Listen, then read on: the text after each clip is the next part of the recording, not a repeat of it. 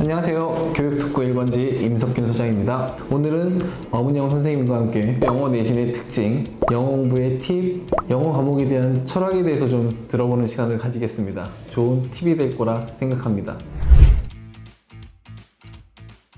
선생님, 안녕하세요. 네, 안녕하세요. 예, 오늘 신성고 영어에 대해서 좀 조언을 좀 얻고 싶어서 왔습니다. 네. 예, 일단 신성고에 대해서 간단하게 설명을 좀 해주신다면? 일단 영어 시험에 대해서 설명을 네. 하자면요. 이 학교 시험은 난이도가 아주 어렵진 않습니다. 네. 네, 아주 뭐 최고난이도는 아니지만 네. 학생들한테 저희가 이제 얘기를 들어보면 네. 시험 시간이 절대적으로 부족하다라는 얘기를 많이 듣고 있어요. 네, 1학년 시험 같은 경우에 말씀을 좀 드리면 29문항이 객관식이었고요. 세 문항이 이제 네, 주관식 문제가 더 덧붙여서 출제가 되는데, 일단은 본인이 아는 영어 실력 플러스 선생님이 준 조건으로 가지고 이제 문제를 써야 되고요. 예, 50분 동안 그 문제를 다 꼼꼼하게 이제 검토도 하면서 답안지 작성도 해가면서 너무나 시간이 부족하다. 네, 이런 얘기를 많이 듣고 있어요. 보자마자 풀어야 되는 스킬로 접근하는 게 훨씬 더 유리하니까 맞아요. 예. 학원에서 해주실 것도 되게 많겠네요. 네, 맞습니다. 학원을 다닌 친구 안 다닌 친구의 차이가 네, 크죠? 맞아요. 예. 그럼 어차피 학원 다녀야 되네. 대부분 친구들이 학원을 많이 다니고 있죠. 학교 선생님들은 솔직히 아이들 전교생을 가지고 1등부터 9등급까지 정말 고르게 이렇게 분배가 될 수 있도록 난이도가 적절한 시험을 내시는 게 이제 목표고요. 예. 근데 저희는 최대한 저희 아이들을 좋은 점수가 나올 수 있게끔 인도를 해주는 게 저희의 목적이거든요. 특목고 자사고 수업 많이 하셨잖아요. 네, 저는 굉장히 많이 했습니다. 그거에 비해서 신성고의 특징은? 그런 학교들보다는 편안하게 저희 아이들이 갈 수 있어요. 근데 제가 아이들한테 해주고 싶은 말은 수학이 솔직히 관건이잖아요. 아시다시피. 지금 네. 근데 그 수학 점수를 잘 맞은 친구들이 영어 때문에 너무 손해를 보는 경우가. 솔직히 신성고는 100점 맞아야 되나요? 1등급 맞으려면? 가까워야 됩니다. 일반 뭐 특목고 자사고 선생님이 가르치셨던 그런 학교랑 비교했을 때는 난이도는 되게 쉽다. 되게는 아니지만요. 그래요? 네, 그래도 해볼 만하다. 기본적인 내용을 숙지를 하고 있느냐, 이거 플러스 정말 킬러 문항 한 3, 4문제. 중간고사가 어렵다? 기말고사가 어렵다? 보통은 기말고사가 어렵습니다. 기말고사가 좀 어려워요? 왜냐하면 중간고사 때는 선생님들도 특히 1학년은 얘네들이 어떤지 잘 모르세요. 그래서 일단은 아주 어렵게 내시지는 않아요. 신성고에서 내신 잘 받기 위한 가장 중요한 요소가? 저는 어휘라고 감히 말씀드리고 싶어요.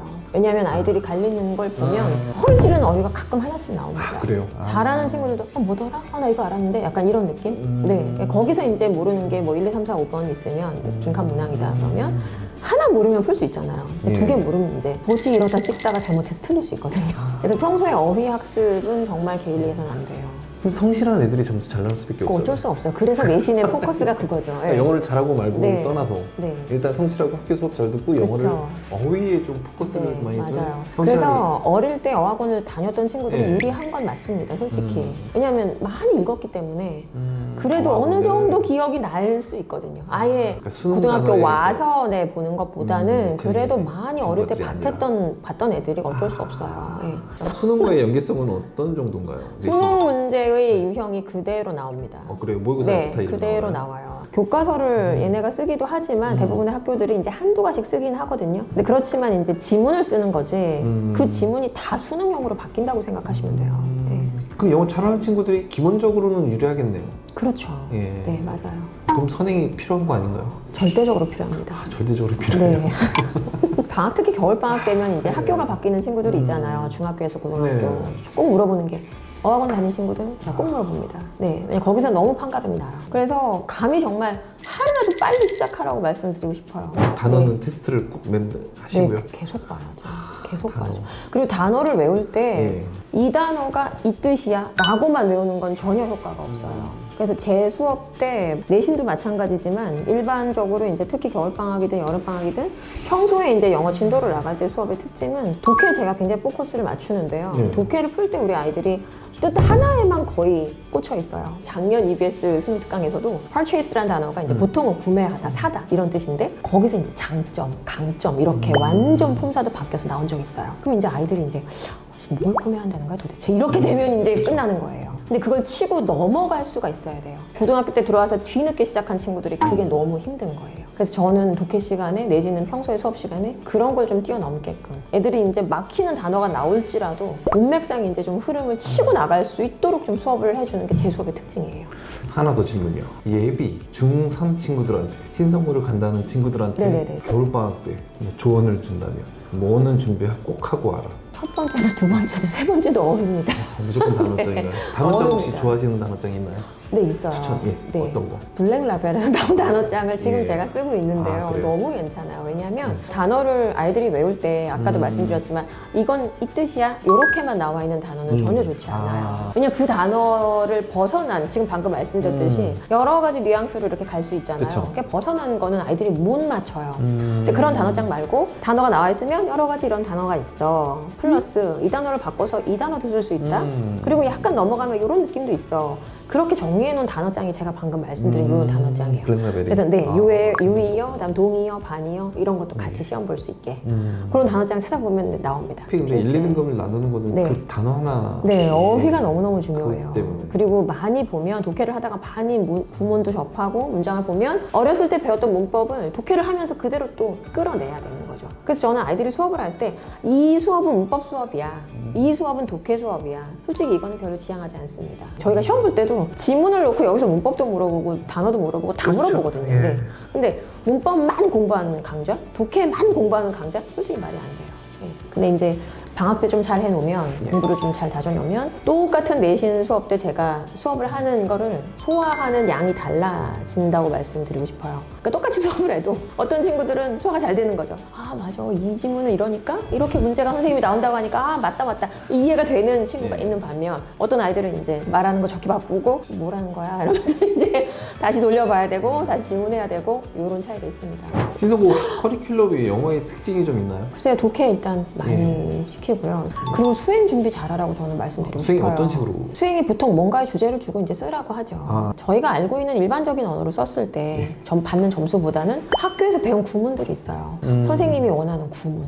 똑같은 말이지만 그런 게 들어가면 얘 좀 배웠네? 이런 느낌을 주는 거예요. 그래요? 그리고 이제 그때 중간고사 때 들어가는 범위의 중요한 구문들이 너네가 쓰는 글 안에 들어가 있으면 선생님이 보기에 어떻게 느끼겠니? 당연히 너는 공부를 했다고 느끼겠지. 네가 알고 있는 거 그냥 일반적인 거 쓰는 것보다. 그래서 그런 걸 좀 해주려고 애를 쓰고 있어요. 완전 좋은데요.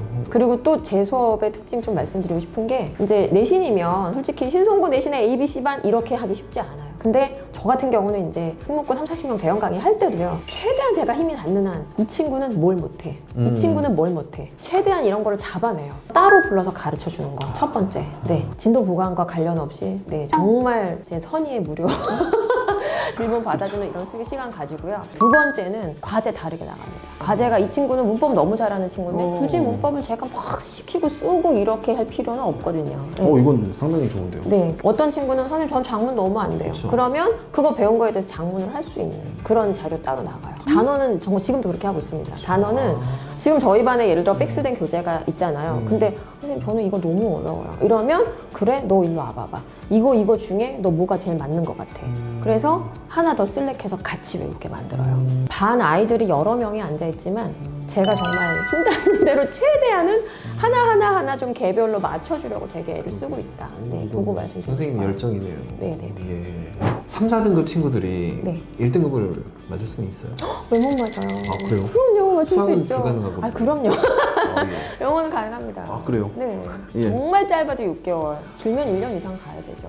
6개월이면 만들 수 있다고요? 오, 네. 도전인데. 아니요, 뭐 그 가능합니다. 네. 아이들이 따라가 주는 게 문제죠. 분명히 의지만 가능해요. 가지고 있으면. 네, 할 수 예. 있어요. 제일 힘든 친구들이 아까 그 의지가 힘든 아이들, 그쵸. 멍 친구들. 그리고 또 걔네들이 힘들죠. 하나 더. 국어를 못하는 친구. 그거 쉽지 않아요. 쉽지 않죠. 예. 저희가 이제 1학년이지만 평소에 3학년 것도 많이 치거든요. 네. 그러면 아이들이 선생님 해석이 되는데요. 이게 도대체 무슨 말이에요? 이게 그쵸. 되게 많아요. 문해력이 딸리는 네. 친구들이 요즘 너무 그리고 많아요. 3학년 수업 제가 들어가면 보통은 3학년 거 해석을 해주는 게 아니라 이게 있잖아 이런 말이다 이게 있잖아 어떨 때 적용되냐면 이러면서 이제 다른 썰을 푸는 수업으로 또 가는 경우도 많이 있어요. 근데 그거는 그렇게 필요해요. 어려운 글을 아이들이 다이렉트로 소화시키기가 쉽지는 않아요.